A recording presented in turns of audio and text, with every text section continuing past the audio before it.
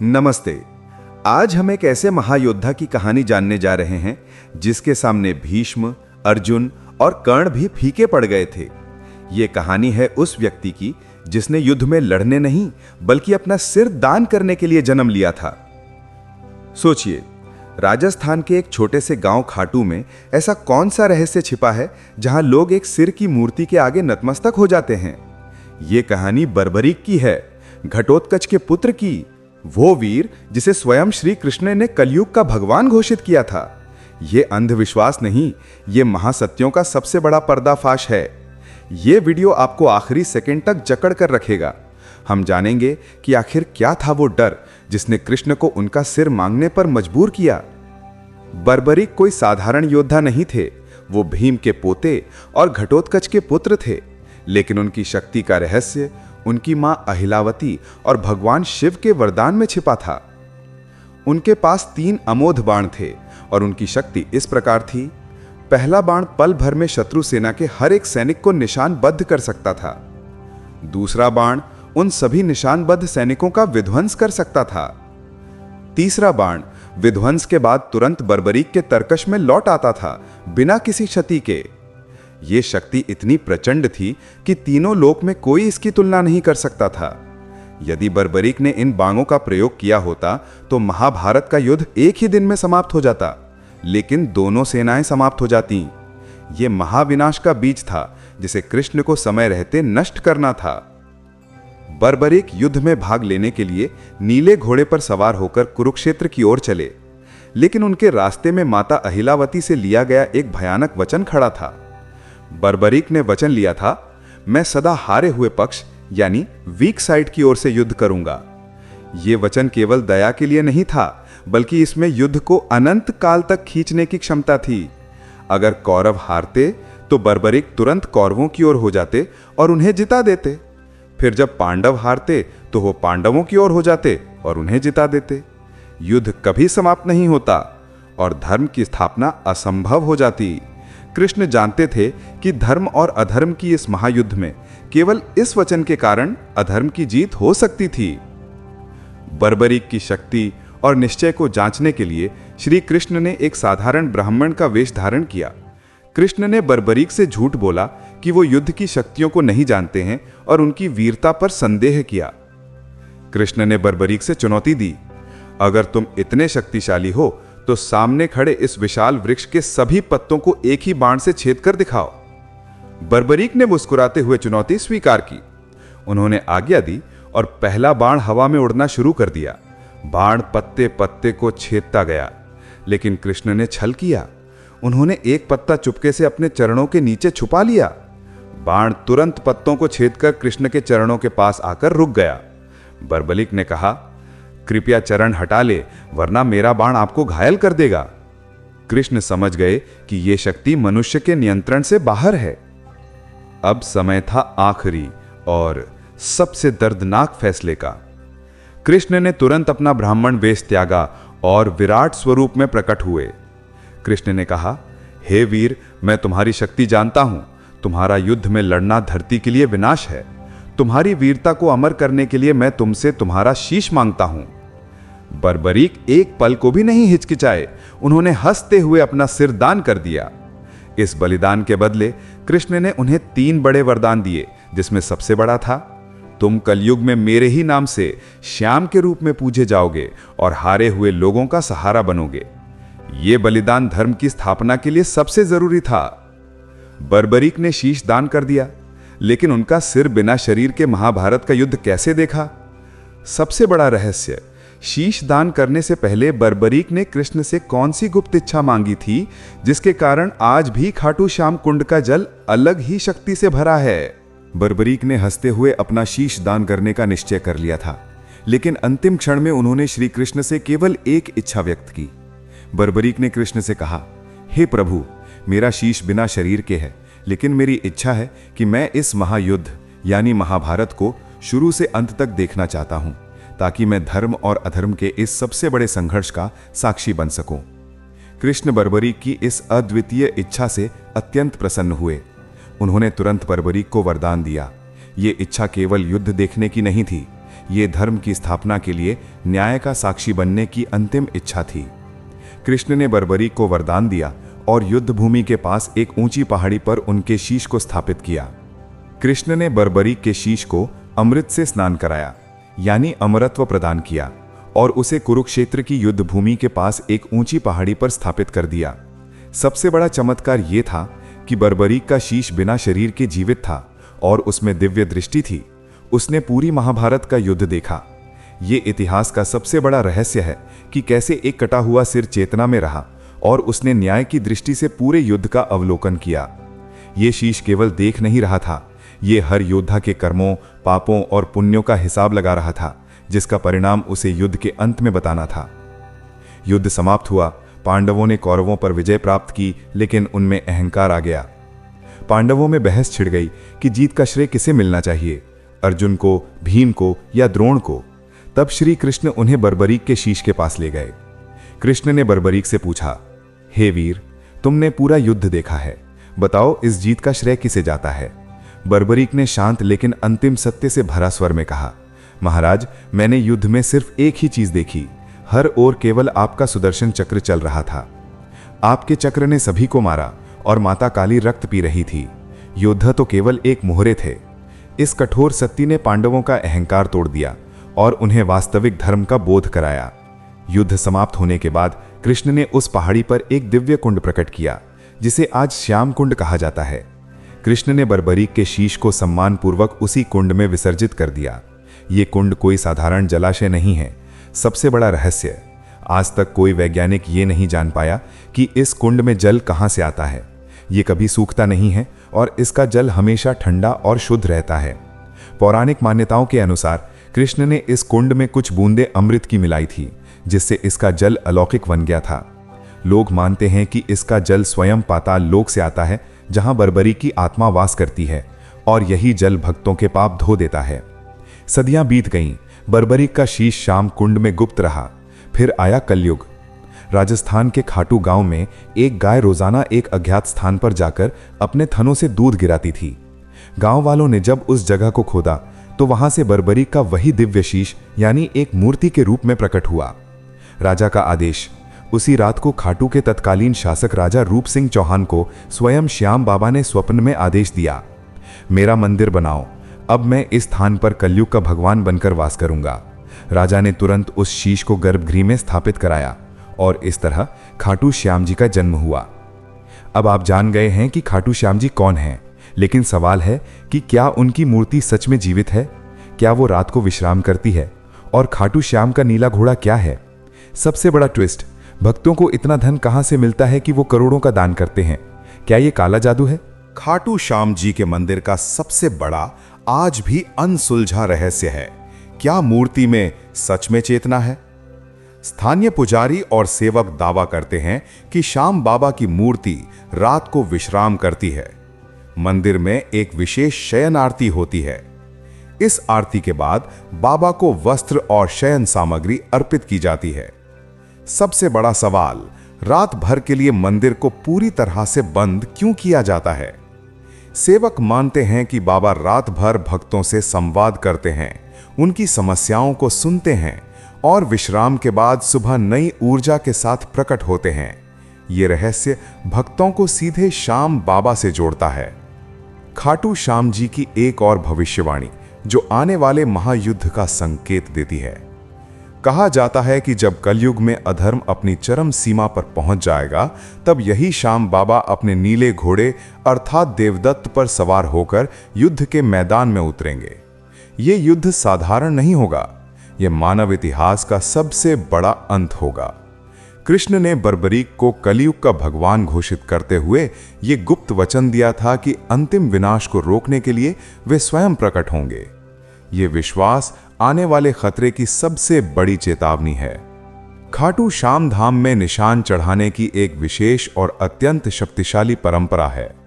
भक्त मानते हैं कि जब वे निशान लेकर पैदल यात्रा करते हैं तो उनकी सारी शारीरिक और मानसिक पीड़ाएं उस निशान में स्थानांतरित हो जाती हैं। मंदिर के शिखर पर निशान चढ़ाने का मतलब है अपनी पूरी समस्या बाबा के चरणों में समर्पित कर देना। लोग दावा करते हैं कि निशान चढ़ाने के बाद उनकी समस्याएं चमत्कारिक रूप से हल हो जाती हैं। ये केवल विश्वास नहीं है, बल्कि अलौकिक ऊर्जा का प्रत्यक्ष प्रमाण है, जिसे विज्ञान आज भी नहीं समझ पाया है। खाटू धाम से जुड़े हजारों किस्से हैं जहां गरीब भक्त भी अचानक करोड़पति बन गए हैं।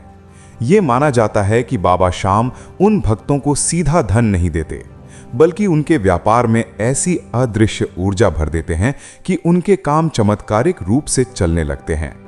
ये भाग्य या संयोग नहीं है, ये आस्था की शक्ति है। बाबा श्याम भक्तों को निर्णय लेने की ऐसी गुप्त शक्ति देते हैं कि वे हमेशा सही चुनाव करते हैं। यही सबसे बड़ा रहस्य है कि कैसे खाटू श्याम जी ने बाजार के नियमों को तोड़कर असंभव को संभव कर दिखाया है। खाटू श्याम जी के मंदिर के अंदर का वातावरण पूरी तरह से अलग है, जो पब्लिक को अपनी ओर खींचता है। लाखों श्रद्धालु दावा करते हैं कि मूर्ति के आगे बैठते ही उन्हें शरीर में एक कंपन महसूस होता है। ये कंपन डर का नहीं, बल्कि शांति और ऊर्जा का होता है। कुछ भक्तों ने दिव्य प्रकाश देखा है, तो कुछ को जीवन की सबसे बड़ी समस्या का समाधान मिलता है। ये अलौकिक शक्ति इस मंदिर को सिर्फ पूजा स्थल नहीं, बल्कि एक जीवित चेतना बनाती है, जो हर पल भक्तों से संवाद करती है। अब हम खाटू श्याम जी से जुड़ी सबसे बड़ी पौराणिक कथा खोलेंगे। क्या आप जानते हैं कि बर्बरीक की माता ने उनसे अंतिम युद्ध में जाने से पहले कौन सा सबसे खतरनाक वचन लिया था, जिसे बर्बरीक तोड़ नहीं सकते थे? और वो नीला घोड़ा कौन था जिस पर बर्बरीक सवार होकर कुरुक्षेत्र गए थे? खाटू श्याम का वंश सीधे महाभारत के सबसे भयावह कांड से जुड़ा है, जो एक दुर्भाग्यपूर्ण पलायन से शुरू हुआ था। जब दुर्योधन ने पांडवों को मारने के लिए लाक्षागृह यानी लाख, चर्बी और ज्वलनशील पदार्थों से बना महल बनवाया, तो उसका इरादा पांडवों को जिंदा जलाना था। पांडव विदुर द्वारा बनाई गई गुप्त सुरंग से बच निकले। वो रात आतंक और अंधेरे की थी। सुरंग से निकलकर पांडव हिडिंबा वन पहुंचे। ये पलायन ही भीम को राक्षसी हिडिंबा से मिलवाया, और इसी दुर्भाग्यपूर्ण मोड़ ने बर्बरीक के जन्म का मार्ग प्रशस्त किया। जंगल में पांडवों का सामना नरभक्षी राक्षस हिडिंब और उसकी बहन हिडिंबा से हुआ।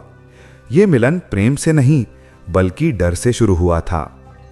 प्रेम और संघर्ष। हिडिंबा ने जब बलशाली भीम को देखा तो वो मोहित हो गई। उसने भीम की रक्षा के लिए अपने भाई हिडिंब का विरोध किया। भीम और हिडिंब के बीच भयंकर युद्ध हुआ, जिसमें भीम ने हिडिंब का वध कर दिया।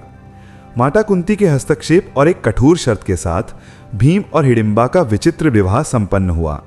संतान होने तक ही वे साथ रहेंगे। यह मिलन केवल एक पुत्र के लिए था, और इसी मिलन ने बर्बरीक की असाधारण शक्तियों की नींव रखी। घटोत्कच बलशाली, मायावी और न्यायप्रिय थे। कालांतर में उनका विवाह दैत्यराज मुरा के तेजस्वी पुत्री अहिलावती से हुआ। अहिलावती कोई साधारण दैत्य कन्या नहीं थी। वो शक्ति, नीति और गहरे ज्ञान की प्रतीक थीं। बर्बरीक का जन्म कोई संयोग नहीं था।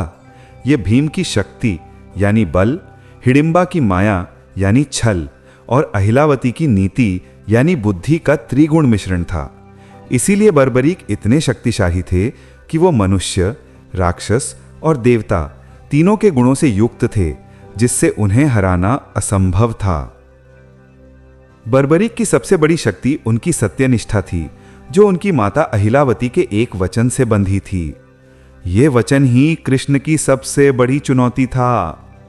महाभारत युद्ध में जाने से पहले बर्बरीक ने अपनी माता से आशीर्वाद मांगा। अहिलावती ने कठोरता से कहा, पुत्र, तुम हमेशा हारे हुए पक्ष यानी वीक या डिफीटेड साइड की ओर से लड़ना। यह वचन केवल दया के लिए नहीं था। अहिलावती जानती थीं कि अहंकार ही अंततः हारता है, और वो चाहती थीं कि न्याय हमेशा सत्य के साथ खड़ा हो। इसी वचन ने श्री कृष्ण को यह एहसास कराया कि अगर बर्बरीक लड़ा तो युद्ध कभी समाप्त नहीं होगा, क्योंकि वो हर पल हारने वाले पक्ष को जिता देता। बर्बरीक जिस नीले घोड़े पर सवार होकर कुरुक्षेत्र गए थे, वो साधारण घोड़ा नहीं था। इस घोड़े का नाम देवदत्त था। कई जगह इसका वर्णन है। ये घोड़ा दिव्य लोक से आया था और इसमें मानवीय बुद्धि थी। सबसे बड़ा रहस्य, ये घोड़ा इतना तेज था कि पलक झपकने में पूरी युद्ध भूमि को नाप सकता था। ये घोड़ा बर्बरीक की अलौकिक शक्तियों को पूरा करने के लिए जरूरी था और ये बर्बरीक के बलिदान का अंतिम साक्षी था।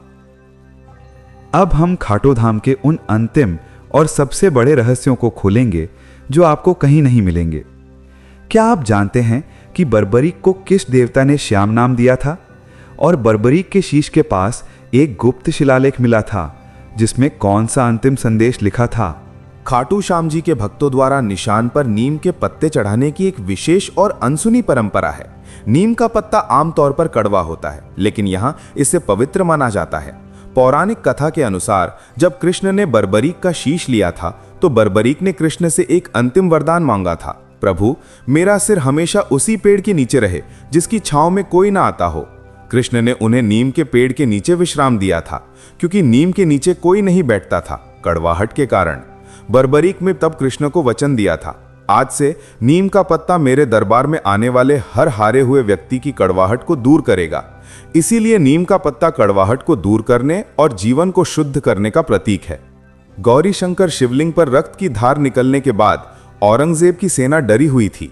औरंगजेब जो क्रूर था वह दैवीय शक्ति से डर गया। उसने हार मानने के बजाय एक गुप्त समझौता किया। उसने मंदिर को पूरी तरह नष्ट नहीं किया, बल्कि पीछे के हिस्से में एक छोटी सी मजार यानी एक प्रतीकात्मक स्थल बनवाई। ये मजार आज भी खाटू धाम के पास मौजूद है, जिसे बहुत कम लोग जानते हैं। ये मजार इस बात का गुप्त प्रमाण है कि औरंगजेब जैसा क्रूर शासक भी खाटू श्याम जी की शक्ति के सामने झुकने पर मजबूर हो गया था। ये मजार हार नहीं बल्कि दैवीय शक्ति के डर का प्रतीक है। लाखों भक्त दावा करते हैं कि उनकी मनोकामनाएं पूरी होती हैं, लेकिन क्या इसका कोई वैज्ञानिक आधार है? विज्ञान भले ही देवता को ना माने, पर ऊर्जा यानी एनर्जी को मानता है। श्याम कुंड के पास की मिट्टी और जल में असामान्य खनिज और लौह तत्व पाए जाते हैं। भक्त जब अत्यधिक विश्वास और सकारात्मक ऊर्जा के साथ वहां जाते हैं तो उनका शरीर उच्च कंपन की स्थिति में होता है। यह सकारात्मक कंपन उस स्थान को प्राचीन भूगर्भिक ऊर्जा से मिलकर अविश्वसनीय परिणाम पैदा करता है। ये आस्था और ऊर्जा का अद्वितीय संगम है जो मनोकामनाओं की पूर्ति का मार्ग देता है। खाटू श्याम जी का रात को विश्राम करना एक अंतिम सत्य है जो मूर्ति की चेतनता को दर्शाता है।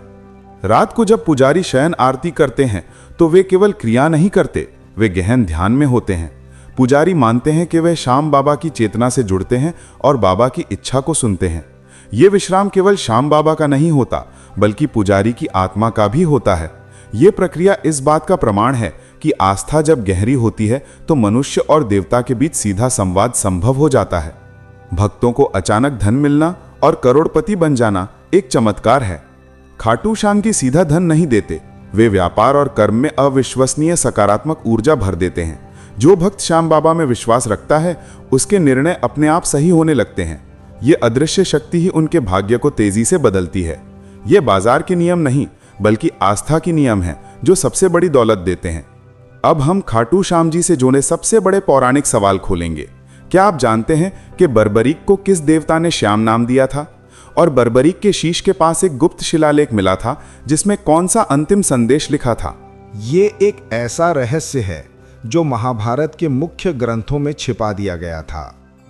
बर्बरीक को श्याम नाम स्वयं भगवान कृष्ण ने दिया था। कृष्ण ने कहा था, हे वीर, तुम्हारा बलिदान इतना बड़ा है कि तुम मेरे ही रूप में पूजे जाओगे। चूंकि मैं सांवले यानी श्याम रंग का हूं, इसलिए तुम भी श्याम कहलाओगे। लेकिन यहां एक और गुप्त अर्थ है। श्याम नाम प्रेम और त्याग का प्रतीक है। कृष्ण जानते थे कि कलयुग में जब प्रेम की हानि होगी तब श्याम बाबा का नाम ही लोगों को त्याग और निष्ठा का अर्थ समझाएगा। ये नाम केवल पहचान नहीं बल्कि कलयुग के लिए एक कोड था। जब खाटू में बर्बरीक का शीश श्याम कुंड से निकाला गया तो उस पर एक गुप्त शिलालेख यानी सीक्रेट इंस्क्रिप्शन मिला था। इस शिलालेख में बर्बरीक ने मनुष्य जाति के लिए एक अंतिम संदेश छोड़ा था। इस संदेश में जीवन की सबसे बड़ी कठिनाइयों से लड़ने का अंतिम रहस्य छिपा था। यह शिलालेख बताता था कि मनुष्य का सबसे बड़ा शत्रु बाहर नहीं बल्कि उसके अंदर का अहंकार है। और यह भी लिखा था कि केवल प्रेम और समर्पण से ही इस अहंकार को हराया जा सकता है। यह शिलालेख आज भी मंदिर में एक गुप्त स्थान पर रखा है जिसे केवल मुख्य पुजारी ही जानते हैं। ये मानवता को दिया गया बर्बरीक का अंतिम उपदेश था। बर्बरीक की माता अहिलावती अर्थात घटोत्कच की पत्नी ने अपने पुत्र को खोने का असहनीय दुख झेला था। जब कृष्ण ने बर्बरीक का शीश मांगा तो अहिलावती ने कृष्ण को श्राप दिया था। उन्होंने कहा था, हे कृष्ण, जिस प्रकार तुमने मेरे पुत्र का वध करवाया है उसी प्रकार तुम्हारा वंश भी आपसी कलह से नष्ट हो जाएगा। हालांकि कृष्ण ने यह श्राप हंसते हंसते स्वीकार कर लिया था, क्योंकि वो जानते थे कि यदुवंश का अंत भी धर्म की स्थापना के लिए जरूरी है। अहिलावती का यह श्राप महाभारत युद्ध के बाद यदुवंश के विनाश का अंतिम कारण बना। ये कहानी प्रेम और कर्तव्य के बीच के सबसे बड़े टकराव को दर्शाती है। खाटू श्याम जी को लखदातार भी कहा जाता है, जिसका अर्थ है लाखों का देने वाला। यह नाम कलयुग में उनके प्रकट होने का अंतिम संकेत है। कृष्ण ने बर्बरीक से कहा था कि जब कलयुग में लोग सबसे ज्यादा हार मान चुके होंगे, जब उन्हें कोई सहारा नहीं मिलेगा, तब तुम लखदातार बनकर उन्हें सहारा दोगे। यह नाम गरीबी और निराशा को दूर करने का अंतिम समाधान है। जब लाखों लोग एक साथ श्याम बाबा के दरबार में पहुंचकर निशान चढ़ाते हैं तो वो ऊर्जा का एक ऐसा चक्र बनाते हैं जो श्याम बाबा को कलयुग में प्रकट होने के लिए मजबूर करता है। ये आस्था की सामूहिक शक्ति है। हाँ भाई, ये थी 30 अध्यायों की वो महागाथा जिसने बर्बरीक को खाटू श्याम बनाया। हमने लाक्षागृह के अग्निकांड से लेकर औरंगजेब के डर और श्याम कुंड के रहस्य तक हर अनसुना सच खोल दिया है। क्या आप तैयार हैं? अगर आप मानते हैं कि हारे का सहारा ही असली भगवान है, अगर आप माता अहिलावती के गुप्त श्राप और बर्बरीक के अंतिम संदेश को दुनिया तक पहुंचाना चाहते हैं, और अगर आप अगले महारहस्य को जानने के लिए बेताब हैं, तो सिर्फ एक काम करो, सब्सक्राइब बटन को अपनी पूरी शक्ति से तोड़ दो, क्योंकि ऋषभ पंडित अब महाभारत काल का अगला सबसे खतरनाक रहस्य खोलने वाला है। कमेंट में लिखो, हारे का सहारा श्याम हमारा। अब हम जानेंगे महाभारत का वो सबसे बड़ा झूठ जिसे स्वयं कृष्ण ने सबसे छिपाया था। महाभारत को धर्म और सत्य का युद्ध कहा जाता है, लेकिन इसके पीछे एक सबसे बड़ा झूठ छिपा था जिसे स्वयं श्री कृष्ण ने धर्म की स्थापना के लिए छिपाया था। महाभारत में एक ऐसा नियम था जिसका पालन कृष्ण को नहीं करना था। यह नियम था सत्य बोलना। कृष्ण ने अनेक बार युद्ध के मैदान में झूठ बोला, छल किया और नैतिकता के नियमों को तोड़ा। यह झूठ धर्म की रक्षा के लिए बोला गया था। इस झूठ के पीछे का दार्शनिक आधार था, बड़ा सत्य स्थापित करने के लिए छोटा झूठ बोलना अनिवार्य है। यही वो सत्य है जो महाभारत को केवल युद्ध नहीं बल्कि सबसे बड़ा नैतिक द्वंद्व बनाता है। हम सब जानते हैं कि कर्ण ने इंद्र को अपना कवच कुंडल दान कर दिया था, लेकिन इसके पीछे एक अनसुना वरदान छिपा था। कर्ण ने सूर्यदेव से वरदान मांगा था कि कवच कुंडल के बिना भी वो अजय रहें। सूर्यदेव ने उन्हें एक गुप्त शक्ति दी थी, एक ऐसा बाण जो अंतिम क्षण में अर्जुन के प्राण ले सकता था। कृष्ण को इस गुप्त वरदान के बारे में पता था और उन्होंने इस शक्तिशाली अस्त्र को नष्ट करने के लिए एक जटिल रणनीति बनाई।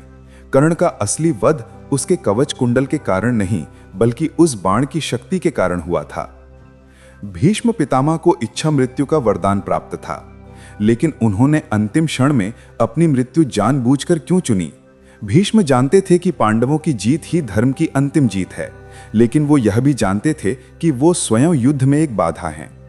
भीष्म ने अंतिम इच्छा के रूप में युद्ध के नियम को नहीं बल्कि सत्य को चुना। उन्होंने युधिष्ठिर को अंतिम सत्य बताया, मैं तुम्हारे सामने युद्ध छोड़ दूंगा, लेकिन तुम्हें मेरे पास छल से आना होगा। भीष्म ने जानबूझकर अपने वरदान को त्यागा ताकि धर्म का पहिया आगे बढ़ सके।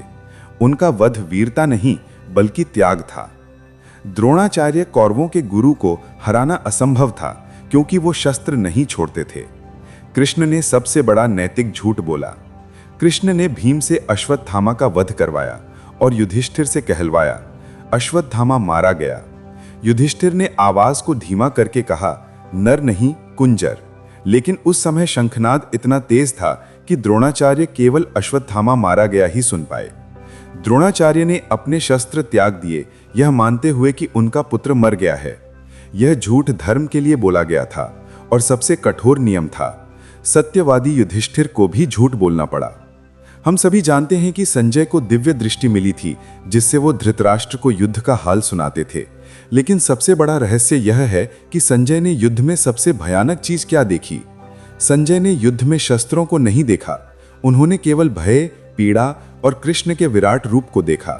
संजय ने देखा कि हर योद्धा अपने अंतिम कर्म से बंधा हुआ था।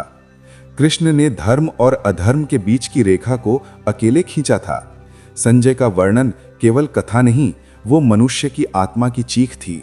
अब हम सबसे अंतिम और सबसे गुप्त रहस्यों को खोलेंगे।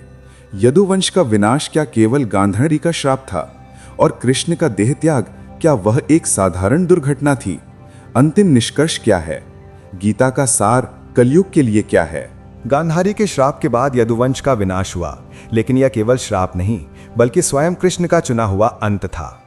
कृष्ण का रहस्य। कृष्ण जानते थे कि यदुवंश अब अहंकार, मदिरा और आपसी कलह में डूब चुका है। स्वयं उनका वंश अब अधर्म करने लगा था। कृष्ण ने जानबूझकर उस श्राप को स्वीकार किया ताकि धर्म का अंतिम नियम बना रहे। जहां अधर्म होगा वहां विनाश निश्चित है, भले ही वो स्वयं भगवान का वंश क्यों ना हो। यह निर्णय नैतिकता का सबसे बड़ा प्रमाण था। कृष्ण ने देह त्याग के लिए सबसे साधारण तरीका चुना, एक शिकारी का बाण। जब शिकारी ने, जो पिछले जन्म में बाली था, ने कृष्ण के पैर में बाण मारा तो कृष्ण ने उसे अभयदान दिया। कृष्ण ने शिकारी से कहा कि तुमने मेरा वध करके मेरा कर्ज चुका दिया है। यह कहानी कर्म की है, जहां भगवान भी अपने कर्मों से नहीं बचते हैं। यह दर्शाता है कि कर्म का नियम सबसे ऊपर है, यहां तक कि ईश्वर के लिए भी। कृष्ण के देह त्याग के बाद द्वारका नगरी समुद्र में डूब गई। आधुनिक वैज्ञानिकों ने समुद्र के नीचे द्वारका के अवशेष खोजे हैं। यह केवल पौराणिक कथा नहीं है, यह आस्था और विज्ञान का सबसे बड़ा टकराव है। द्वारका का डूबना सांकेतिक था। जब सत्य यानी कृष्ण इस लोक को छोड़ देते हैं तो भौतिक समृद्धि अपने आप नष्ट हो जाती है। यह भौतिकता पर आध्यात्मिकता की जीत थी। कृष्ण ने महाभारत में अंतिम संदेश दिया, कर्मण्य अधिकारस्ते मां फलेषु कदाचना, अर्थात मनुष्य का अधिकार केवल कर्म करने पर है, फल पर नहीं। यह संदेश अर्जुन के लिए था, लेकिन आज के कलयुग के लिए यह सबसे बड़ा नियम है। हमें परिणाम की चिंता छोड़कर सच्चे कर्म पर ध्यान देना चाहिए। यही कृष्ण का शाश्वत सत्य है, जो हमें अंधेरे में भी मार्गदर्शन करता है। हाँ भाई, ये थी 40 अध्यायों की वो महागाथा जिसने खाटू श्याम जी के बलिदान से लेकर महाभारत के सबसे गुप्त सत्यों को खोल दिया था। क्या आप तैयार हैं? अगर आप मानते हैं कि कृष्ण का झूठ भी धर्म की रक्षा के लिए जरूरी था, अगर आप संजय की तरह सत्य को देखने की हिम्मत रखते हैं, तो आपको सिर्फ एक काम करना है, सब्सक्राइब बटन को अपनी पूरी शक्ति से तोड़ दो, क्योंकि ऋषभ पंडित अब कलयुग के अंत और कल्कि से जुड़ा सबसे बड़ा सबूत लाने वाला है, जो आज के भारत में मौजूद है। ऋषभ पंडित को सब्सक्राइब करो, कमेंट में लिखो जय श्री कृष्ण।